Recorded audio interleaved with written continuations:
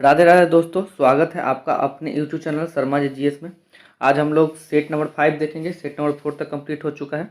तो चलिए बिना समय गवाए एक एक क्वेश्चन को शुरू करते हैं। पहले क्वेश्चन से पहला क्वेश्चन है, मोहनजोदड़ो का शाब्दिक अर्थ क्या होता है? तो देखिए, अगर मोहनजोदड़ो के शाब्दिक अर्थ का बात करते ही होता है मृतकों का टीला। तो ऑप्शन सी जो है इसमें करेक्ट आंसर हो जाएगा। मोहनजोदड़ो के बारे में अगर थोड़ा आपको बता दें तो इसकी खोज जो है फ्रेंड्स, तो राखलदास बनर्जी ने 1922 में किया था। ठीक है, तो आप इसको ध्यान रखेंगे। ये दुनिया का सबसे पुराना नियोजित और उत्कृष्ट शहर माना जाता है। यह सिंधु घाटी सभ्यता सबसे परिपक्व शहर है। यह नगर सिंधु नदी के किनारे स्थित है। तो ये भी आप ध्यान रखेंगे। अब आते हैं अगले क्वेश्चन। तो अगला क्वेश्चन है कि श्वेतांबर और दिगंबर किस धर्म के हैं? तो फ्रेंड्स ये हो जाएगा जैन मत से। तो ऑप्शन डी इसमें करेक्ट आंसर हो जाएगा। देखिए, प्रथम जैन संगति के समय में ही जैन धर्म का विभाजन दिगंबर और श्वेतांबर में हो गया था। जैन धर्म का वास्तविक संस्थापक महावीर स्वामी को माना जाता है। दिगंबर संघ के जो साधु होते हैं वो फ्रेंड्स नग्न रहते हैं, और जो श्वेतांबर संघ के साधु हैं वो श्वेत वस्त्र धारण करते हैं। तो इसको ध्यान रखिएगा। अब आते हैं अगले क्वेश्चन की तरफ। अगला क्वेश्चन है कि बारडोली सत्याग्रह के प्रमुख नेता कौन थे? तो देखिए, अगर बारडोली सत्याग्रह के प्रमुख नेता की बात करें तो ये कौन हो जाएंगे? सरदार पटेल हो जाएंगे। ये रिपीटेड क्वेश्चन है फ्रेंड्स।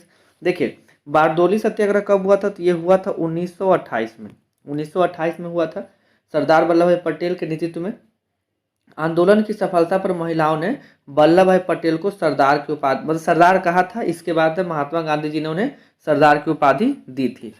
चलिए अब बढ़ेंगे अगले क्वेश्चन पर। अगला क्वेश्चन है कि खान बहादुर खान अब्दुल गफ्फार खान को किस नाम से जाना जाता है? तो फ्रेंड्स इनको सीमांत गांधी के नाम से भी जाना जाता है। तो ऑप्शन सी जो है इसमें करेक्ट आंसर हो जाएगा। चलिए, और पंजाब केसरी की बात करें तो ये है, पंजाब केसरी के नाम से लाला लाजपत राय जी को जाना जाता है। और बंगाल केसरी के नाम से जाना जाता है बिपिन चंद्र पाल को, बंगाल केसरी। ठीक है फ्रेंड्स, अब बढ़ते हैं हम लोग अगले क्वेश्चन की तरफ। अगला क्वेश्चन है, निम्नलिखित में से किस गवर्नर जनरल को भारतीय प्रेस का मुक्तिदाता कहा जाता है? ठीक है फ्रेंड्स, ये कहा जाता है सर चार्ल्स मेटकॉफ को। ऑप्शन बी इसमें करेक्ट आंसर हो जाएगा। देखिए, ये इनका कार्यकाल कब से कब तक था? 1835 से लेकर 1836, ठीक है फ्रेंड्स, के बीच ये गवर्नर जनरल थे। इन्होंने प्रेस को स्वतंत्रता दे रखी थी, पूर्ण स्वतंत्रता, इसलिए इन्हें भारतीय प्रेस का मुक्तिदाता भी कहा जाता है। तो याद रखिएगा, 1835 से 1836 तक इनका कार्यकाल था। अब बढ़ते हैं अगले क्वेश्चन की तरफ। अगला क्वेश्चन है कि ब्रिटिश हाउस ऑफ कॉमन में सर्वप्रथम किस भारतीय ने आर्थिक निष्कासन सिद्धांत की भर्त्सना की थी? तो फ्रेंड्स ये किए थे कौन? दादा भाई नौरोजी। तो ऑप्शन ए जो है इसमें करेक्ट आंसर हो जाएगा। देखिए, आर्थिक निष्कासन जिस सिद्धांत जिसका अर्थ है भारत में ब्रिटिश शासन के दौरान भारत उत्पाद का वह हिस्सा जो जनता के उपयोग के लिए नहीं दिया जाता था और कुछ राजनीतिक कारणों से जिसका प्रवाह इंग्लैंड की ओर हो रहा था, इसके बदले में भारत के कुछ नहीं प्राप्त होता था, इसे आर्थिक निष्कासन सिद्धांत कहते हैं। मतलब हमारा ही सामान है और हमको नहीं मिल रहा है, उससे दूसरे देशों में भेज रहे हैं। चलिए अब आते हैं अगले क्वेश्चन की तरफ। अगला क्वेश्चन है, प्रसिद्ध गाना सारे जहां से अच्छा रचा गया है? तो फ्रेंड्स ये रचना जो है ये मोहम्मद इकबाल द्वारा है। तो ऑप्शन बी जो है इसमें करेक्ट आंसर हो जाएगा। देखिए, यह अविभाजित भारत के प्रसिद्ध कवि थे। उर्दू और फारसी में भी उनकी शायरी की आधुनिक काल की सर्वश्रेष्ठ शायरी माना जाता है। उनमें कुछ रचना जैसे कि अफसराए खुदी, रुजू में बेखुदी, ये सब इनके रचनाएं हैं और इन्हें इकबाल ए लाहौर कहा जाता है। इकबाल ए लाहौर, तो आप ये ध्यान रखिएगा। चलिए बढ़ते हैं अगले क्वेश्चन की तरफ। अगला क्वेश्चन है कि चीन ने भारत के एलपीजी सुधारों के समान अपने संरचनात्मक सुधार कब से शुरू किए? चीन ने भारत के एलपीजी सुधारों के समान। तो फ्रेंड देखिए, ये शुरू कब हुआ था? ये हुआ था 1991 में। चीन ने भारत के एलपीजी सुधारों के समान अपने संरचना सुधार कब से शुरू किए थे? तो 1991 में। देखिए, चीन ने भारत के एलपीजी यानी कि उदारीकरण, निजीकरण और वैश्वीकरण सुधारों के समान अपने संरचनात्मक सुधार 1976 में शुरू किए थे। चीन में माओत्सुंगे तुंग के बाद वहाँ आर्थिक क्रांति लाने का श्रेय डांग सियोंगपिंग को जाता है। तो ये ध्यान रखेंगे। अब बढ़ते हैं अगले क्वेश्चन की तरफ। अगला क्वेश्चन है कि 1854 से 56 में क्रीमियन युद्ध किसके बीच लड़ा गया था? तो फ्रेंड्स ये युद्ध लड़ा गया था रूस और तुर्की के बीच में। अब देखिए, इस युद्ध के बारे में आपको थोड़ा बता दें। काला सागर के आसपास रूस और तुर्की के मध्य हुआ, जिसमें फ्रांस और ब्रिटेन ने रूस के तुर्की का साथ दिया। ठीक है फ्रेंड्स, क्रीमिया की लड़ाई को इतिहास की सर्वाधिक मूर्खतापूर्ण तथा अनिर्णायक युद्धों में से एक माना जाता है। अब आते हैं अगले क्वेश्चन की तरफ। अगला क्वेश्चन है, भारत की संविधान सभा के संघ शक्ति समिति के अध्यक्ष कौन थे? संघ शक्ति समिति के अध्यक्ष कौन थे फ्रेंड्स? ये थे जवाहरलाल नेहरू। तो ऑप्शन डी जो है इसमें करेक्ट आंसर हो जाएगा। और प्रांतीय संविधान समिति के अध्यक्ष कौन थे? तो सरदार वल्लभ भाई पटेल थे। अब बढ़ते हैं अगले क्वेश्चन की तरफ। अगला क्वेश्चन है, भारतीय संविधान की प्रस्तावना में समाजवादी शब्द जोड़ा गया। तो फ्रेंड्स ये 42वें संविधान संशोधन 1976 में जोड़ा गया था। देखिए 1976 में 42वां संविधान संशोधन अधिनियम के माध्यम से संविधान की प्रस्तावना में संशोधन किया गया और इसमें 3 नए शब्द जोड़े गए।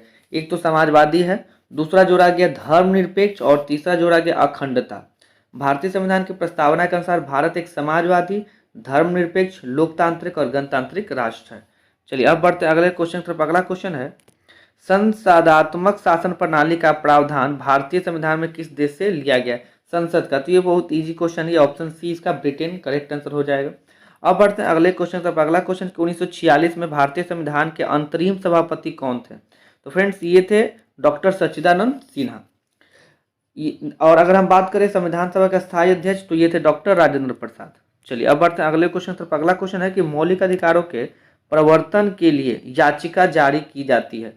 तो फ्रेंड्स ये हाई कोर्ट और सुप्रीम कोर्ट दोनों में, इसका ऑप्शन देख लेते हैं।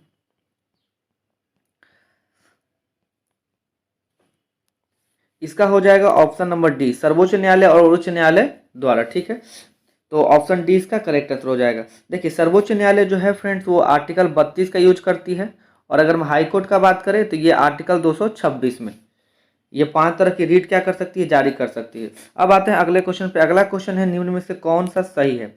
जाकिर हुसैन भारत के पहले मुस्लिम राष्ट्रपति थे। यही पहला ऑप्शन ही क्या है फ्रेंड्स, सही है। देखिए डॉक्टर जाकिर हुसैन भारत के तीसरे और प्रथम मुस्लिम राष्ट्रपति थे। इनका कार्यकाल का अगर बात करें तो 1966 से लेके 69 तक इनका कार्यकाल रहा था। ये भारत के पहले राष्ट्रपति थे जिनका देहांत जो है कार्यकाल के दौरान ही हो गया था। तो आप ये ध्यान रखेंगे 1966 से 1969 तक। चलिए अब आते हैं अगले क्वेश्चन पे। अगला क्वेश्चन है, राज्यसभा के सदस्य का कार्यकाल होता है फ्रेंड्स, ये होता है 6 साल का। तो ऑप्शन सी जो है इसमें करेक्ट हो जाएगा। देखिए जिसमें क्या होता है कि हर 2 साल पे 1/3 सदस्य क्या हो जाते हैं, सेवानिवृत्त हो जाते हैं। हर 2 साल पे 1/3 जो सदस्य हैं वो सेवानिवृत्त होते चले जाते हैं। और वर्तमान में राज्यसभा में टोटल 245 सीट है, तो ये ध्यान रखेंगे। अब बढ़ते हैं अगले क्वेश्चन पे। अगला क्वेश्चन है कि बलवंत राय मेहता समिति ने किस प्रकार के पंचायत राज की संरचना की सिफारिश प्रदान की थी? फ्रेंड्स इसका ऑप्शन गलत है, इसमें इसका आंसर हो जाएगा त्रिस्तरीय। ठीक है फ्रेंड्स, त्रिस्तरीय। तो ऑप्शन इसमें तो है नहीं, लेकिन आप इसमें याद रखिएगा। देखिए अगर हम बात करें बलवंत राय मेहता समिति की तो ये आई थी 1900, देखिए ये टोटल 1956 में ये आई थी।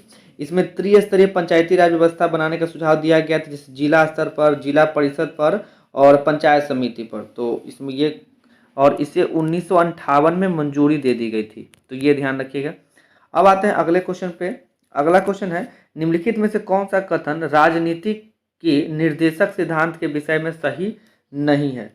देखिए पहला लिखा है कि यदि कोई राज्य के नीति निषेध सिद्धांत को लागू नहीं करता है तो उसके विरुद्ध न्यायालय में मामला दायर किया जा सकता है। नहीं फ्रेंड्स ये गलत हो जाएगा, पहला ही ऑप्शन इसमें गलत है, ये बाद योग्य नहीं है, तो ऑप्शन ए इसमें करेक्ट हो जाएगा। ठीक है, चलिए अब आते हैं अगले क्वेश्चन पे। अगला है 19 नंबर क्वेश्चन, तो आइए देखते हैं। निम्न में कौन सी भाषा सरकार के द्वारा शास्त्रीय भाषा घोषित की गई है? तो फ्रेंड्स इसमें क्या हो जाएगा, कन्नड़। कन्नड़ जो है इसको शास्त्रीय भाषा का दर्जा दिया गया है। अगर हम बात करें अनुच्छेद 351 के तहत कुछ भारतीय भाषाओं को विशेष भाषा का दर्जा देने का प्रावधान है। संविधान की 8वीं अनुसूची में टोटल 22 भाषाओं को शामिल किया गया है। शास्त्रीय भाषा का जो एलिजिबिलिटी है फ्रेंड्स शामिल करने का, उसका इतिहास जो है ना 1500 से 2000 वर्ष पुराना होता है। चलिए अब आते हैं अगले क्वेश्चन पे। अगला क्वेश्चन की चंद्रमा की घूर्णन अवधि है, तो फ्रेंड्स ये है 28 दिन। ऑप्शन बी जो है इसमें करेक्ट आंसर हो जाएगा, और हमको चंद्रमा का 59% भाग ही दिखता है। अब आते हैं अगले क्वेश्चन पे। अगला क्वेश्चन है कि पेशावर और काबुल किसके माध्यम से एक दूसरे से जुड़ा हुआ है, यानी कि कौन सा दर्रा से जुड़ा हुआ है? तो फ्रेंड्स ये खैबर दर्रा हो जाएगा, तो ऑप्शन ए जो है इसमें करेक्ट आंसर हो जाएगा। हम बढ़ते हैं अगले क्वेश्चन की तरफ। अगला क्वेश्चन है कि हिमखंडों के पिघलने का मुख्य कारण क्या है? तो देखिए हिमखंड जो पिघल रहे हैं, फिर इसके मुख्य कारण बात होती है भूमंडलीय ताप वृद्धि है। तो ऑप्शन सी जो है इसमें करेक्ट आंसर हो जाएगा। अगला क्वेश्चन है विश्व की सबसे गहरी झील कौन सी है? तो फ्रेंड्स ये है बैकाल झील। देखिए विश्व की सबसे गहरी झील है ये, दुनिया की सबसे प्राचीन और गहरी झील में भी इसका नाम आता है। यह झील 3 करोड़ वर्ष से बनी हुई है। कैप्सियन सागर विश्व की सबसे ज्यादा पानी वाली झील है, ये भी ध्यान रखेंगे। बैकाल झील दूसरे नंबर पे आती है क्योंकि कैप्सियन का पानी खारा है, इसलिए बैकाल दुनिया के सबसे बड़े मीठे पानी की झील है, तो ये ध्यान रखेंगे। अब आते हैं अगला क्वेश्चन कि दक्षिण अमेरिका की सबसे लंबी नदी कौन सी है? तो दक्षिण अमेरिका की सबसे लंबी नदी कौन जाएगी फ्रेंड्स? अमेजन नदी। तो ऑप्शन बी जो है इसमें करेक्ट आंसर हो जाएगा।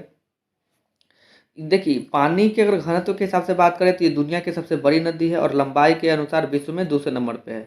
तो अगर पहले नंबर के है जो जो नदी है, आप उससे कमेंट करके जरूर बताइएगा। चलिए अगला क्वेश्चन है कि इग्लू क्या है? देखिए फ्रेंड्स इग्लू क्या है? तो कालाहांडी खानाबदोशों द्वारा शिकार किया जाने वाला एक प्रकार का पशु, ये गलत है, ये नहीं होगा। ऑस्ट्रेलिया के मुख्य मूल निवासियों द्वारा पालतू बनाया गया पशु, ये भी नहीं होगा। गुंबद के आकार का एक घर या झोपड़ी जो कठोर बर्फ की सिल्ली से बनाया जाता है, जिसमें एस्किमो रहते हैं। तो ऑप्शन सी जो है फ्रेंड्स का करेक्ट आंसर हो जाएगा। ठीक है फ्रेंड्स, इग्लू क्या होता है? बर्फ से बने घर को कहते हैं। तो ऑप्शन सी इसमें करेक्ट आंसर हो जाएगा। अब बढ़ते हैं अगले क्वेश्चन तरफ। अगला क्वेश्चन है 26 नंबर क्वेश्चन देखिए, कर्क रेखा किस राज्य से होकर नहीं गुजरती है? तो फ्रेंड्स इसके लिए आपको ट्रिक याद रखना है, मित्र पर गमछा गमछा झार। तो देखिए यहाँ से आपको ये ट्रिक से सारे जितने भी जो स्टेट है जहाँ से ये कर्क रेखा गुजरती है सब आपको पता चल जाएगा। देखिए इसमें झारखंड, गुजरात, राजस्थान, मध्य प्रदेश, पश्चिम बंगाल, छत्तीसगढ़, त्रिपुरा और मिजोरम राज्य आते हैं। तो आइए हम चेक कर लेते हैं कर्क रेखा किस राज्य से होकर नहीं गुजरती है। तो फ्रेंड जैसे कि अभी हम आपको बताएं इसमें ओडिशा नहीं होगा, तो ऑप्शन सी इसमें करेक्ट है, जहाँ से होकर नहीं गुजरती है। भारतीय मानक समय प्रधान मेरिडियन पर आधारित कहाँ से गुजरती है? तो फ्रेंड्स आपको पता होगा ये इलाहाबाद इसका करेक्ट आंसर हो जाएगा। देखिए जो इलाहाबाद ये मिर्जापुर से गुजरती है, इसका देशांतर फ्रेंड्स 82 डिग्री है। ठीक है 82 डिग्री 30 मिनट है, तो आप इसका ध्यान रखेंगे। अब आते हैं अगले क्वेश्चन पे। अगला क्वेश्चन है कि सांख्यिकी और कार्यक्रम कार्यान्वयन मंत्रालय द्वारा 2016-17 के लिए बागवानी आंकड़ों के अनुसार सबसे बड़ा फल उत्पादक भारतीय राज्य कौन सा फ्रेंड? तो ये बना है आंध्र प्रदेश था। तो ऑप्शन ए इसमें करेक्ट आंसर हो जाएगा। अब आते हैं अगले क्वेश्चन पे। अगला क्वेश्चन है निम्न में से कौन सा कथन हरित क्रांति के बारे में सही नहीं है? तो आइए देख लेते सही नहीं है। देखिए पहला ऑप्शन, इसका प्रारंभ 1966 की खरीफ ऋतु में हुआ, ये सही है। इसका प्रारंभ अधिक उपज देने वाले बीजों के उपयोग में हुआ, ये भी सही है। प्रारंभ में इसका लाभ पंजाब, हरियाणा और पश्चिम उत्तर प्रदेश को मिला, ये भी सही है। यह केवल चावल उत्पादन के लिए में सफल, ये गलत है फ्रेंड। तो ऑप्शन जो डी है इसमें ये सही नहीं है। अब आते हैं अगले क्वेश्चन पे। 30 नंबर क्वेश्चन है 2001 से 2011 दशक में भारत निम्नलिखित राज्यों में किसमें सर्वाधिक जनसंख्या वृद्धि दर देखी गई? तो फ्रेंड्स ये हो जाएगा मेघालय। ऑप्शन सी जो है इसमें करेक्ट आंसर हो जाएगा। अब बढ़ेंगे अगले क्वेश्चन की तरफ। अगला क्वेश्चन है निम्न में से किसके कारण राष्ट्रीय आय के चक्राकार प्रवाह का आकार घटता है? तो फ्रेंड्स ये हो जाएगा आयात। ऑप्शन डी जो है इसमें करेक्ट आंसर हो जाएगा। अब बढ़ेंगे अगले क्वेश्चन की तरफ। अगला क्वेश्चन है कौटिल्य के अर्थशास्त्र के अनुसार निम्नलिखित में से कौन राज्य के करों की वसूली के लिए जिम्मेदार था? तो फ्रेंड्स ये था नागरिक। अब बढ़ेंगे अगले क्वेश्चन पर। गालिब थे मिर्जा गालिब, तो मिर्जा गालिब का नाम सुने होंगे, ये एक कवि थे। तो ऑप्शन ए जो है इसमें करेक्ट आंसर हो जाएगा। ये उर्दू और फारसी भाषा कवि थे। मिर्जा गालिब मुगल काल के आखिरी शासक बहादुर शाह जफर के दरबार में कवि थे। चलिए अब आते हैं अगले क्वेश्चन पे। अगला क्वेश्चन कि भारत का जीवमंडल रिजर्व नंदा देवी यूनेस्को किस राज्य में स्थित है? ये बात करें फ्रेंड्स ये उत्तराखंड में। तो ऑप्शन ए जो है इसमें करेक्ट आंसर हो जाएगा। इसे 1988 में विश्व विरासत स्थल घोषित किया गया था। अब आते हैं अगले क्वेश्चन पे। अगला क्वेश्चन है कि अंतर्राष्ट्रीय मजदूर दिवस कब मनाया जाता है? तो फ्रेंड्स ये मनाया जाता है 1 मई को। काफी कॉमन सा क्वेश्चन है और बार बार पूछा जाता है। अब आते हैं अगले क्वेश्चन पे। कौन सा कथक घराना उस नृत्य शैली के आध्यात्मिक पहलुओं पर अधिक ध्यान देता है? तो फ्रेंड्स ये हो जाएगा लखनऊ का घराना। तो ऑप्शन सी इसमें करेक्ट आंसर हो जाएगा। अगला क्वेश्चन है कि उस वैज्ञानिक का नाम बताया जिसने प्रथम बार टीके की खोज की? तो फ्रेंड्स ये किए थे एडवर्ड जेनर। तो ऑप्शन सी जो है इसमें करेक्ट आंसर हो जाएगा। चलिए इसमें अगर हम थोड़ा सा और कुछ देख ले तो 17 मई 1749 को एडवर्ड जेनर का जो जन्म है वो इंग्लैंड में हुआ था। अलेक्जेंडर फ्लेमिंग के द्वारा पेंसिलिन की खोज की गई थी। अलेक्जेंडर फ्लेमिंग के द्वारा पेंसिलिन की खोज की गई थी। और अगर बात करें लुईस पास्चर ने पाश्चुकृत की तकनीक के बारे में बताया। और जो कोच है रॉबर्ट कोच ने ये सिद्ध किया था कि रोग जो है मतलब कई रोग जो है सूक्ष्म जीवों के कारण होते हैं। अब आते हैं अगले क्वेश्चन पे, कोशिका भित्ति अनुपस्थित होती है। फ्रेंड्स कोशिका भित्ति किस में नहीं होती है, तो ये जंतु में, तो ऑप्शन बी जो है इसका करेक्ट आंसर होगा, जंतुओं में कोशिका भित्ति नहीं होती है। अब आते हैं अगला क्वेश्चन, अगला क्वेश्चन है उपास्थि एक उत्तक है। तो फ्रेंड्स उपास्थि कैसा उत्तक हो जाएगा, उपास्थि एक कोमल संयोजी उत्तक है, तो ऑप्शन सी जो है इसमें करेक्ट आंसर हो जाएगा। अब आते हैं अगले क्वेश्चन पे, अगला क्वेश्चन के मनुष्यों में पीत का उत्पादन किस अंग में होता है, तो फ्रेंड्स ये होता है जिगर यकृत, तो ऑप्शन सी जो है इसमें करेक्ट हो जाएगा। और जमा कहाँ होता है, तो पित्ताशय में, तो कंफ्यूज मत होकर पित्ताशय मत मार दीजिएगा, तो इसका करेक्ट आंसर क्या हो जाएगा, ऑप्शन नंबर सी। रुधिर परिसंचरण तंत्र की खोज किसने की थी, तो फ्रेंड्स ये किए थे विलियम हार्वे, तो ऑप्शन सी जो है इसमें करेक्ट हो जाएगा। हम 41 के बाद 42 नंबर क्वेश्चन देख लेते हैं। 42 नंबर क्वेश्चन है गले के उदर तलीय मध्य रेखा पर चपटी हुई हड्डी का नाम बताइए, तो फ्रेंड इसका नाम क्या हो जाएगा, इसका नाम है ब्रेस्ट बोन, ऑप्शन डी जो है इसका करेक्ट आंसर हो जाएगा। अब आते हैं अगले क्वेश्चन पे, अगला क्वेश्चन है कि निम्नलिखित में से कौन सा आपको एक व्युत्क्रम वर्ग बनाने देता है जो एक आधार वर्ग से अधिक विशेषताओं को आनुवांशिक रूप से प्राप्त करता है, तो फ्रेंड्स ये कौन हो जाएंगे, बहु इनहेरिटेंस, तो ऑप्शन बी जो है इसमें करेक्ट आंसर हो जाएगा। अब आते हैं अगले क्वेश्चन पे, अगला क्वेश्चन की पोलियो तथा चेचक की बीमारियों के होने के कारण क्या है। देखिए पोलियो और चेचक ये किसकी वजह से होते हैं, वायरस की वजह से होते हैं। तो देखिए चेचक को शीतला बड़ी माता या स्मॉल पॉक्स के नाम भी जाना जाता है, जो एक विषाणु जनित रोग है जो 2 वायरस के कारण होती है। पोलियो एक विषाणु जनित भीषण संक्रामक रोग है जो एक व्यक्ति से दूसरे व्यक्ति में संक्रमित खाने के माध्यम से भी फैलता है। पोलियो को पोलियो मेलाइटिस भी कहा जाता है, तो इसको ध्यान रखेंगे। अब आते हैं अगले क्वेश्चन पे, अगला क्वेश्चन है कि वह पादप जिसमें बीज फलों के भीतर होता है, अगर बीज फलों के भीतर है तो उसको हम लोग क्या बोलते हैं, फिर उसको बोलते हैं एंजियोस्पर्म, एंजियोस्पर्म। देखिए हमारे अगर हम बात करें सर्वाधिक परिचित पौधे जैसे मटर, आम, नारियल, गेहूं, चावल, ये सब एंजियोस्पर्म वर्ग हैं। इनके बीज सदैव फलों के अंदर रहा करते हैं, फल परिपक्व और निषेचित अंडाशय में होता है। चलिए अब आते हैं अगले क्वेश्चन पे, अगला क्वेश्चन है कि क्वासिरकोर बीमारी किस कमी के कारण होता है, तो फ्रेंड्स ये ज़्यादातर बच्चों में होने वाला प्रोटीन से कमी से होने वाला बीमारी है, प्रोटीन और कैलोरी की कमी से, कुपोषण भी जिसको बोलते हैं, इसमें मेरेस्मस और क्वासिरकोर जैसी बीमारियां होती हैं। अब आते हैं अगले क्वेश्चन पे, अगला क्वेश्चन है 47 नंबर क्वेश्चन, ऊपरी वायुमंडल की ओजोन परत निम्न में से मुख्यतः किसके द्वारा नष्ट हो रही है, तो फ्रेंड्स ये नष्ट हो रही है क्लोरोफ्लोरोकार्बन CFC के द्वारा, तो ऑप्शन सी बी जो है इसमें करेक्ट आंसर हो जाएगा। अब आते हैं अगले क्वेश्चन की तरफ, अगला क्वेश्चन है भार का एसआई मात्रक है, तो फ्रेंड्स भार का एसआई मात्रक क्या होगा, न्यूटन हो जाएगा, इजी सा क्वेश्चन है ये। अब आते हैं अगले क्वेश्चन पे, अगला क्वेश्चन है स्थिर गति के साथ वृत्ताकार पथ से चल रही वस्तु का त्वरण होता है, तो फ्रेंड्स ये चर त्वरण होता है, तो ऑप्शन ए जो है इसमें करेक्ट आंसर हो जाएगा। अब आते हैं अगले क्वेश्चन 50 नंबर देखते हैं, कोई स्थिर बल किसी वस्तु पर 100 सेकेंड के लिए काम कर रहा है जो वेग का मान 18 किलोमीटर प्रति घंटा से 36 किलोमीटर प्रति घंटा कर देता है, तो बल का मान क्या हो जाएगा, तो फ्रेंड्स इसमें हम लोग क्या निकालना होता है, एफ निकालना होता है, और एफ क्या होता है P2 माइनस P1 अपॉन जो टाइम है, ठीक है।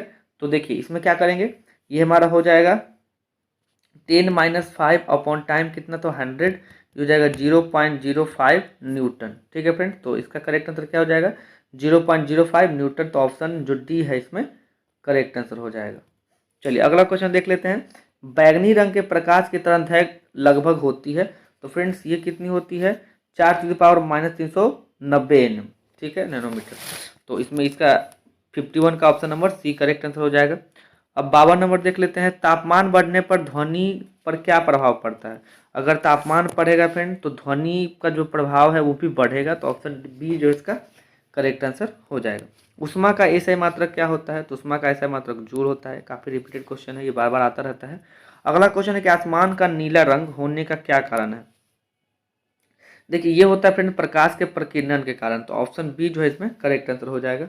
अब देखते हैं अगला क्वेश्चन कि वैद्युत रासायनिक प्रक्रिया जो एनोड पर होती है तो उसको बोलते हैं ऑक्सीकरण, ऑप्शन ए इसका करेक्ट आंसर हो जाएगा। अब आते हैं अगला क्वेश्चन, तापमान और दबाव की समान परिस्थितियों में सभी गैसों के समान आयतनों में अणुओं की संख्या समान होती है यह, तो फ्रेंड्स ये एवोगाड्रो का नियम है, ऑप्शन बी जो है इसमें करेक्ट आंसर हो जाएगा। अब हम लोग आते हैं अगले क्वेश्चन पे, 57 नंबर क्वेश्चन देखते हैं। निम्नलिखित में से कौन सा तत्व एक अधातु है जो कमरे के तापमान पर द्रव अवस्था में रहता है? तो फ्रेंड्स आपको ये पता होगा, ब्रोमीन। इसका Br होता है संकेत, ब्रोमीन। ठीक है, देखिए अगर बात करें इसकी खोज की, तो ब्रोमीन की खोज फ्रेंड 1826 में फ्रांस के एक वैज्ञानिक थे, उनका नाम था बेलार्ड, उन्होंने किया था। और ब्रोमीन आवर्त सारणी का 17 समूह का तत्व है। ब्रोमीन का उपयोग जो है कागज बनाने या फोटोग्राफी प्लेट में किया जाता है। ब्रोमीन अधातु की केवल सामान्य ताप पर द्रव अवस्था में रहती है। अब आते हैं अगले क्वेश्चन पे। अगला क्वेश्चन है कि एक तत्व की द्रव्यमान संख्या 32 है, परमाणु संख्या 16 है, तो इसके परमाणु में न्यूट्रॉनों की संख्या क्या हो जाएगी? तो फ्रेंड्स ये हो जाएगा 16। ऑप्शन बी जो है इसका करेक्ट आंसर हो जाएगा। चलिए अब आते हैं अगले क्वेश्चन पे। अगला क्वेश्चन है निम्न में से कौन सी अक्रिय गैस नहीं है, इनर्ट गैस नहीं है? देखिए ऑप्शन दिया है नियोन, हीलियम, हाइड्रोजन, आर्गन, तो इसमें नहीं कौन है? तो ऑप्शन नंबर सी हो जाएगा हाइड्रोजन। चलिए बिना बुझा हुआ चूना का रासायनिक नाम क्या होता है? तो फ्रेंड्स ये है कैल्शियम ऑक्साइड, CaO। तो ऑप्शन डी जो है इसमें करेक्ट आंसर हो जाएगा। देखिए कैल्शियम ऑक्साइड जिसे आमतौर पर क्विक लाइम के रूप में भी जाना जाता है, एक व्यापक रूप में इसका इस्तेमाल किया जाता है। ठीक है, यह एक सफ़ेद कास्टिक क्षारीय कमरे के तापमान पर क्रिस्टलीय ठोस है और सोडियम क्लोराइड साधारण नमक है। और कैल्शियम कार्बोनेट क्या होता है फ्रेंड्स? ये चूना पत्थर होता है। अब हम लोग बढ़ेंगे अगले क्वेश्चन की तरफ। अगला क्वेश्चन है कि XeO2F2 की आकृति होगी। तो फ्रेंड इसकी आकृति कैसी होगी? त्रिकोणीय द्विपिरामिडिक। तो ऑप्शन ए जो है इसका करेक्ट आंसर हो जाएगा। अगला क्वेश्चन है कि एक पेड़ में गुरुत्वाकर्षण के विरुद्ध जल की गति का परम कारण क्या है? तो फ्रेंड्स ये होता है वाष्पोत्सर्जन। तो ऑप्शन बी जो है इसमें करेक्ट आंसर हो जाएगा। अगला क्वेश्चन है कि रासायनिक परिवर्तन के लिए असत्य छांटिए। रासायनिक परिवर्तन के लिए असत्य को छांटना है, यह उत्क्रमणीय परिवर्तन होता है। फ्रेंड्स यही गलत है, तो ऑप्शन ए जो ही है इसका करेक्ट आंसर हो जाएगा। अगला क्वेश्चन है कि कार्बोरेंडम, कार्बोरेंडम क्या होता है? तो फ्रेंड्स ये होता है सिलिकॉन कार्बाइड। ऑप्शन सी जो है इसमें करेक्ट आंसर हो जाएगा। देखिए इनकी खोज की बात की तो 1891 में 1891 में एडवर्ड गुटरिच एचेसन ने की थी। सिलिकॉन कार्बाइड अथवा कार्बोरेंडम सिलिकॉन तथा कार्बन का यौगिक है और इसका सूत्र SiC होता है। इसका घनत्व का बात करें तो 3.21 ग्राम पर सेंटीमीटर क्यूब होता है। अब आते हैं अगले क्वेश्चन पे। अगला क्वेश्चन है अत्यधिक किण्वन से आप क्या समझते हैं? तो फ्रेंड्स अधिक किण्वन से क्या हो जाएगा?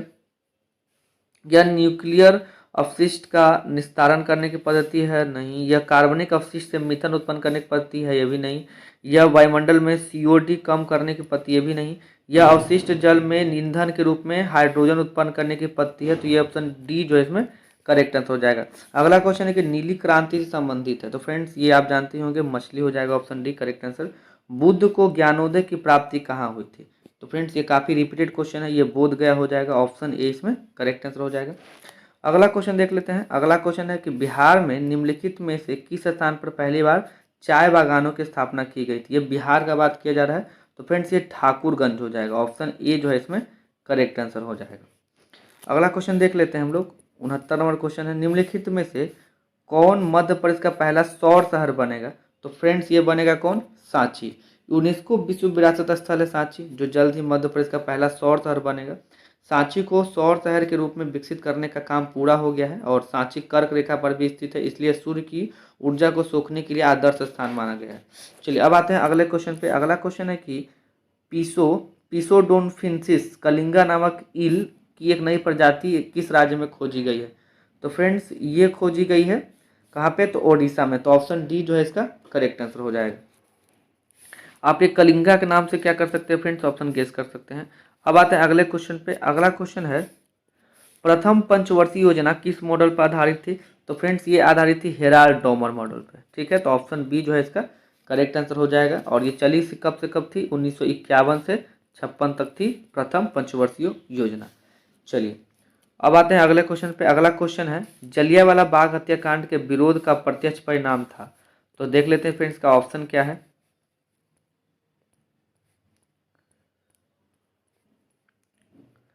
इसका परिणाम क्या देखने को मिला? पहला ऑप्शन है भारतीय रक्षा अधिनियम, रॉलेट एक्ट अधिनियम, या मॉन्टेग्यू चैम्फोर्ड, या मार्लो मिंटो सुधार। तो इसमें करेक्ट आंसर क्या हो जाएगा फ्रेंड्स? रॉलेट अधिनियम, रॉलेट एक्ट अधिनियम। ये देखिए हुआ क्या था कि जलियांवाला बाग में 13 अप्रैल 1919 को आयोजित एक शांतिपूर्ण बैठक में शामिल लोगों पर ब्रिगेडियर डायर ने गोली चलाने का आदेश दिया था। इसमें हजारों निहत्थे पुरुष और महिलाएं सब मारे गए थे। जलियांवाला बाग हत्याकांड के लिए उत्तरदायी कारक अराजक और क्रांतिकारी अपराध अधिनियम 1919, जिसे रॉलेट एक्ट या काला कानून के नाम से भी जाना जाता है, जो 10 मार्च 1919 को पारित किया गया था। इसमें सरकार को किसी व्यक्ति को जो देशद्रोही गतिविधियों में लिप्त था बिना मुकदमा चलाए कैद करने का अधिकार मिल गया था। तो इसी के विरोध में ये लोग यहाँ पे आए हुए थे। अब आते हैं अगले क्वेश्चन पे। अगला है कि भारतीय संविधान के गणतांत्रिक होने का क्या कारण है। तो इसमें क्या हो जाएगा कि इसमें जो निर्वाचित संसद है का प्रावधान शामिल है, इसमें निर्वाचित संसद का प्रावधान शामिल है। तो ऑप्शन डी जो इसमें करेक्ट आंसर हो जाएगा। अगला क्वेश्चन देखते हैं, 74 नंबर क्वेश्चन है, निम्नलिखित में से सही युग्म का चयन करें। तो देखिए, पहला है ILO Washington, IMF Paris, UNIDO Vienna.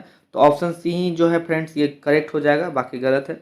अब आते हैं अगले क्वेश्चन पे कि ताप्ती नदी किनारे आयोजित सूरत अधिवेशन में भारतीय राष्ट्रीय कांग्रेस को 2 दलों में विभाजित हुआ था। ये किस वर्ष हुआ था। तो फ्रेंड्स ये हुआ था 1907 में। देखिए 1907 ईस्वी में कांग्रेस का सूरत जो अधिवेशन है ये संपन्न हुआ था। इसमें गरम दल और नरम दल के बीच में आपसी मतभेद के कारण यह अधिवेशन 2 भागों में विभाजित हो गया था। और इसके बाद अगर हम बात करें तो 1916 का जो लखनऊ अधिवेशन था, इसमें पुनः दोनों दल आपस में विलय हुए थे। सूरत अधिवेशन जो है 26 दिसंबर 1907 को ताप्ती नदी किनारे संपन्न हुआ था।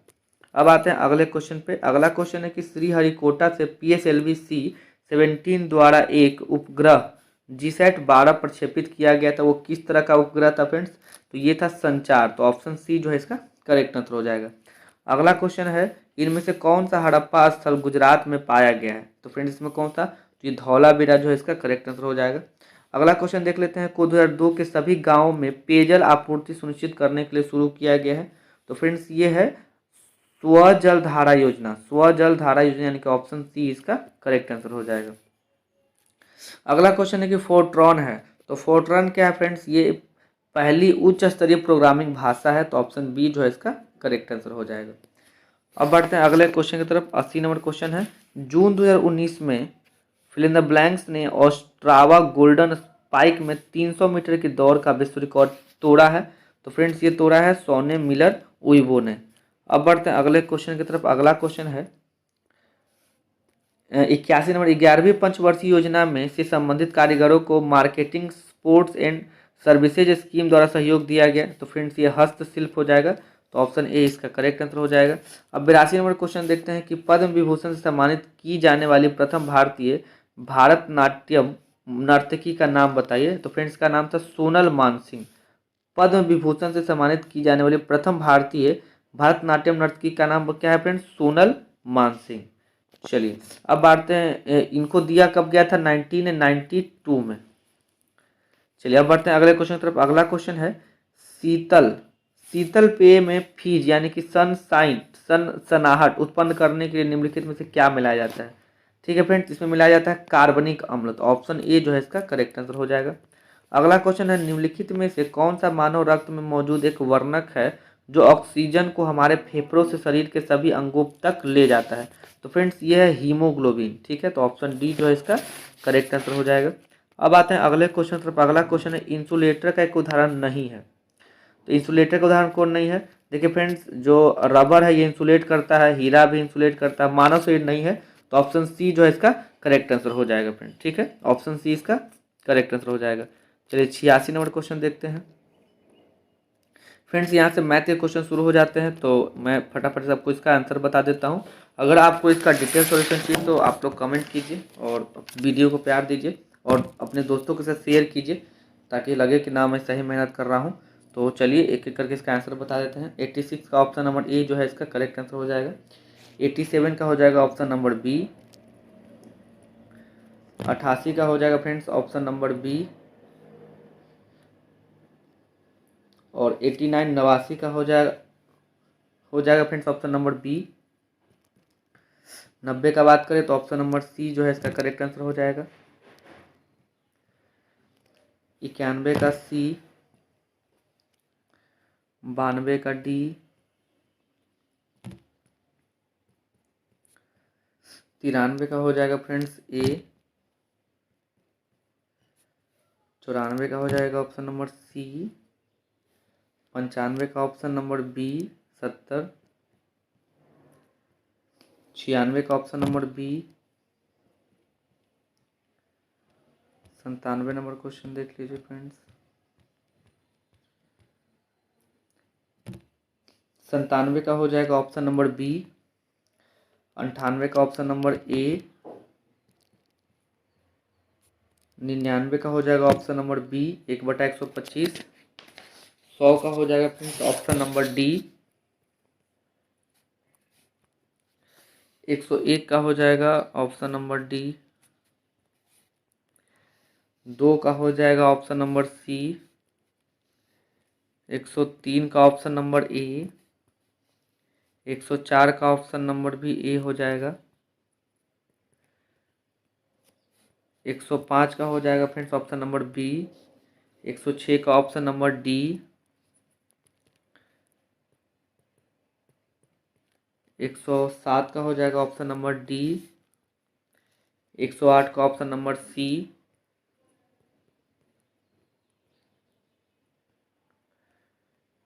109 का हो जाएगा फ्रेंड्स ऑप्शन नंबर डी। 110 का ऑप्शन नंबर सी। 111 का ऑप्शन नंबर ए। 112 का बात करें तो ऑप्शन नंबर सी हो जाएगा। 113 का ऑप्शन नंबर बी। 114 का ऑप्शन नंबर सी पिता। 115 का ऑप्शन नंबर सी। 116 का ऑप्शन नंबर डी। 117 का ऑप्शन नंबर ए। 118 का भी ऑप्शन नंबर ए हो जाएगा विश्वासघाती। 119 का ऑप्शन नंबर डी हो जाएगा। 120 देख लीजिए। 120 का हो जाएगा फ्रेंड्स ऑप्शन नंबर बी। 121 का ऑप्शन नंबर ए। 122 का ऑप्शन नंबर बी। 123 का ऑप्शन नंबर डी। 124 का ऑप्शन नंबर डी। 125 का ऑप्शन नंबर ए। 126 का हो जाएगा ऑप्शन नंबर बी। 127 का ऑप्शन नंबर डी। 128 का ऑप्शन डी। 129 का ऑप्शन नंबर डी। 130 का ऑप्शन नंबर सी। 131 का डी। सॉरी 131 का ऑप्शन नंबर ए हो जाएगा फ्रेंड्स। 132 का सी। 133 का हो जाएगा ऑप्शन नंबर डी। 134 का ऑप्शन नंबर डी। 135 हो जाएगा फ्रेंड्स ए। 136 भी हो जाएगा फ्रेंड्स ऑप्शन नंबर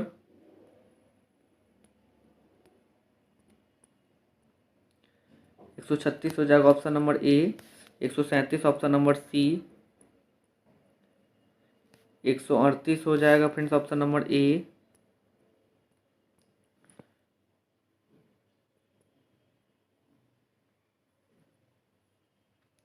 139 देख लीजिए। 139 हो जाएगा ऑप्शन नंबर सी। 140 भी हो जाएगा फ्रेंड्स ऑप्शन नंबर सी। 141 हो जाएगा ऑप्शन नंबर सी। 142 हो जाएगा फ्रेंड्स बी। 143 देख लेते हैं। 143 हो जाएगा ऑप्शन नंबर सी। 144 हो जाएगा फ्रेंड्स बी। 145 हो जाएगा ऑप्शन नंबर ए। 146 हो जाएगा फ्रेंड्स ऑप्शन नंबर डी।